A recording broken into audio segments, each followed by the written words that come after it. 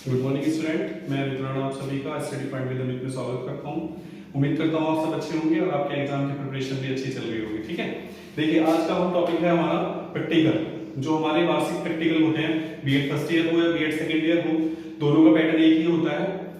तो आज हम बात करेंगे प्रैक्टिकल कैसे हम बहुत अच्छे तरीके से कर सकते हैं, कैसे हम चीजों को उनमें अप्लाई करेंगे, हम इफेक्टिव अपनी टीचिंग कर सकें। ठीक है, ये सारा प्रैक्टिकल का जितना भी कुछ होता है ये आपके डिपेंड करता है आपकी परफॉर्मेंस पर, कि आप कितना पॉजिटिव एटीट्यूड के साथ, कितनी पॉजिटिव एनर्जी के साथ अपनी टीचिंग करते हैं। ठीक है, देखिए होता क्या है, जब सबसे पहले प्रैक्टिकल में क्या होता है, आपकी टीचिंग होती है। ठीक है, टीचिंग से पहले आपका जो होमवर्क होता है, होमवर्क क्या होता है, आपके असाइनमेंट और फाइल, ये हमारी दोनों कंप्लीट हो जानी चाहिए, चेक हो जानी चाहिए अच्छे से। ठीक है, प्रैक्टिकल के दिन हमें चेक नहीं करानी चाहिए क्योंकि उसमें बहुत बिजी शेड्यूल होता है।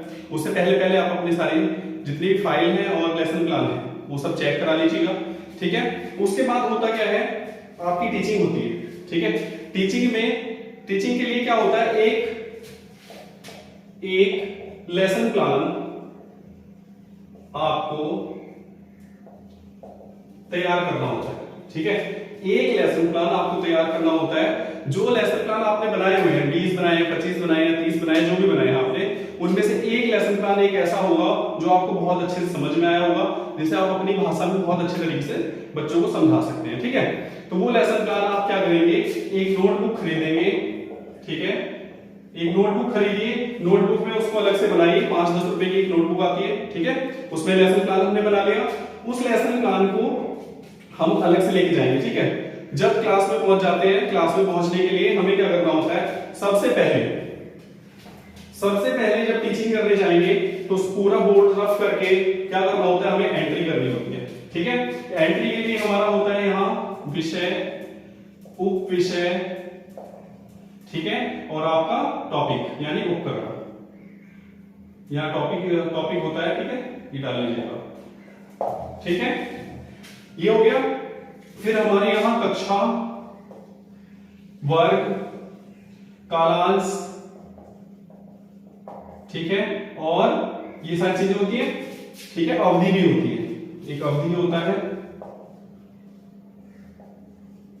ठीक है, ये सारी चीजें होती हैं, इनको आप ठीक से फिल करेंगे। विषय क्या होता है, जो जैसे एसएसटी हो गया या हमारा विज्ञान हो गया, गणित हो गया, कॉमर्स हो गया, ठीक है, इंग्लिश है, ये सारी चीजें हमारी क्या है, विषय में है। वो विषय क्या होता है, विषय हमारे कई सारे हो सकते हैं। जैसे हम विज्ञान पढ़ा रहे हैं, सपोज दैट, तो विज्ञान हमारा विषय है, लेकिन हम उसमें भौतिक विज्ञान पढ़ा रहे हैं या रसायन विज्ञान पढ़ा रहे हैं या जीव विज्ञान पढ़ा रहे हैं, ये हमारा विषय हो जाएगा। ठीक है, ऐसी तरह इंग्लिश में होता है, इंग्लिश में आप लिटरेचर पढ़ा रहे हो, ड्रामा पढ़ा रहे हो, मतलब प्रोज पढ़ा रहे हो, या पोएट्री पढ़ा रहे हो, या ग्रामर पढ़ा रहे हो, ये 3 हमारे उप विषय होते हैं।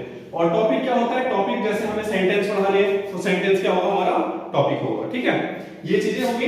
इसके बाद क्या होता है, हम जो लेसन प्लान हम बनाते हैं उसी लेसन प्लान को आपको क्लास में 100% तरीके से क्या करना है, अप्लाई करना होता है। ठीक है, जैसे होता क्या है, सबसे पहला स्टेप क्या होता है, प्रस्तावना प्रश्न।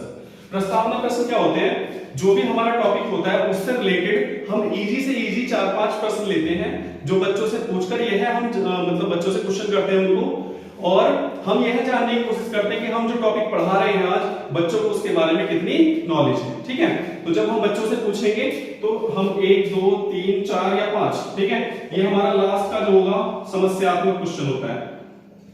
ठीक है, ये हमारा समस्यात्मक प्रश्न होता है। समस्यात्मक मतलब जब बालक यहाँ रुक जाएंगे, प्रॉब्लमेटिक क्वेश्चन। ठीक है, तो उस समय हम क्या लेके आएंगे, अपना नेक्स्ट स्टेप लाएंगे, क्या, उद्देश्य कथन।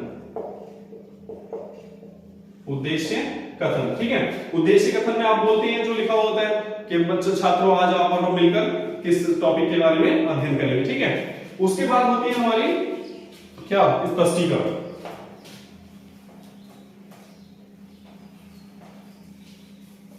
उसके बाद क्या होता है, हमारा स्पष्टीकरण होता है। ठीक है, स्पष्टीकरण करने के बाद आप जो भी हमारा टॉपिक होता है उसके बारे में बच्चों को व्याख्यान मेथड में मौखिक रूप से आप बच्चों को नॉलेज देते हैं। ठीक है, जो मेन पॉइंट होते हैं उनको रिपीट करा देते हैं। ठीक है, अच्छे से समझाते रहते हैं, बीच बीच में बच्चों को पूछ लेते हैं समझ में आया कि नहीं आया।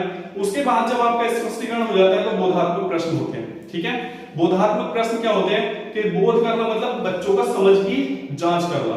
आपने जो पढ़ाया वो बच्चों को कितना समझ में आया कितना नहीं, तो हम ये जानने का प्रयास करते हैं किसके द्वारा, क्वेश्चन आंसर के द्वारा।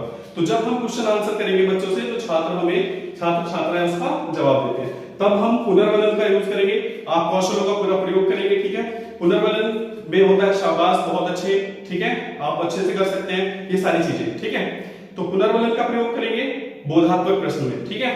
उसके बाद फिर हम दूसरा स्पष्टीकरण करते हैं, फिर बोधात्मक प्रश्न करते हैं, ठीक है। इस तरह से आपको पूरा लेसन प्लान अच्छे से याद होना चाहिए।